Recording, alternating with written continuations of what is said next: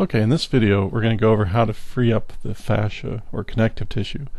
You can think of the fascia as the cover around the muscles and the organs, and what we're going to do is focus on freeing up any sort of stress or tension inside the fascial system, and it's pretty important because it'll automatically help the muscles relax. So let's go ahead and get started here.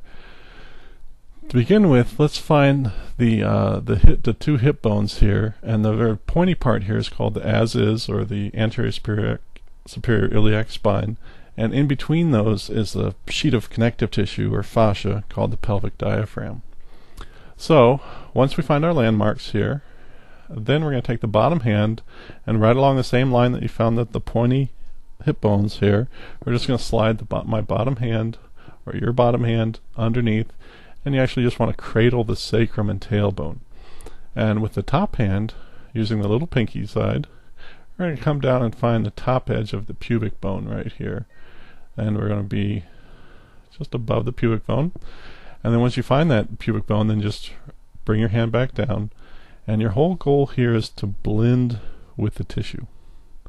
Allow your hands to soften, your body to soften, and begin to notice any sort of motions or movements inside the person's body. And it's more of a gliding response. And as you blend with the body, you'll begin, the person's body will actually take you into a certain direction. And it'll be a gliding sensation, and sometimes it'll just stop. When it stops, you want to stop.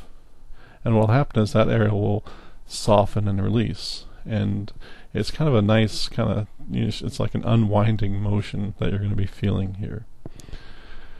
Now, I'm not using a lot of pressure. I'm using about, maybe the weight of a nickel, if that much. And I'm feeling all this stress and tension in the right side of her body just soften and release and become more free. So you can hold this diaphragm and follow all these stops for 5, 10, 20 minutes, even more, depending on how bound up they are inside their hips. It's pretty critical to get this area nice and free and mobile. And it'll do the person a tremendous amount of good to help them out like this. So we're just going to hang out here a little bit longer and wait for everything to soften and free up. And once it does, then you can let go, and you're going you want to feel like a balanced area down there. So the next area that we're going to go to is what they call the respiratory diaphragm, and we're going to work with the connective tissue here. So I'm just going to slide my bottom hand underneath here, and my fingertips are kind of on the spine itself. And then I find my top line mark, which is the xiphoid process, and once I find that, then you can actually move your hand up or sideways, whatever is more comfortable for you, and then you just rest your hand there, and there's a little connective tissue here that we're going to work on freeing up. And once you do that, just begin to blend and meld with the tissue and notice any sort of motion.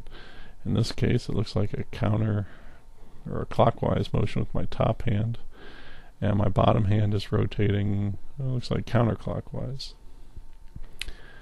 And it's just a very gentle, subtle motion, but you're actually perceiving into the body, into different layers of the body, and allowing it to relax. And as it stops, you stop and allow that area to soften. Now, here's a nice deep breath she just took. It's an involuntary breath.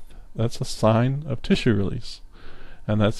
And when that happens, you get a nice big release like that, the rib cage can become more free and more mobile. And generally people tell me that they're able to breathe easier after freeing the respiratory diaphragm. In her case, I was noticing all this stuff on the right side that was softening and freeing up, much like with her hip. So we did the pelvic, we did the thoracic, now we're up the respiratory, now we're up to the thoracic right here. And the thoracic diaphragm, I'm going to slide my bottom hand underneath. There's a bump at the base of the neck, and I'll be on that, maybe a vertebra or two below that with my fingertips. and just hold there. And then my top hand just rests on her clavicles or her collarbones. So I have my thumb on one and my index finger on the other. And then I'm just going to blend with the tissue and follow it. It's usually a rocking motion, or it's a side-by-side motion.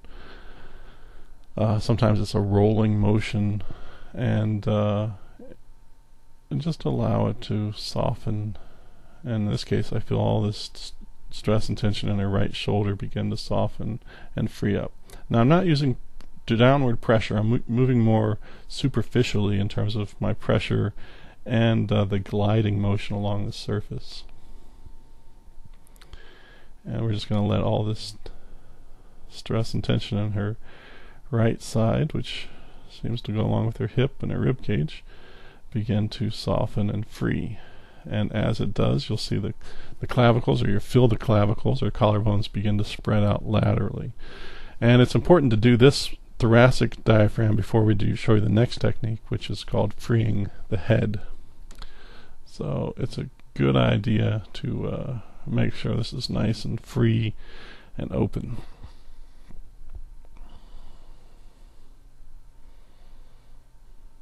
And once you feel it softened and become more balanced, then you can just come right off the body. All right, see you for the next one.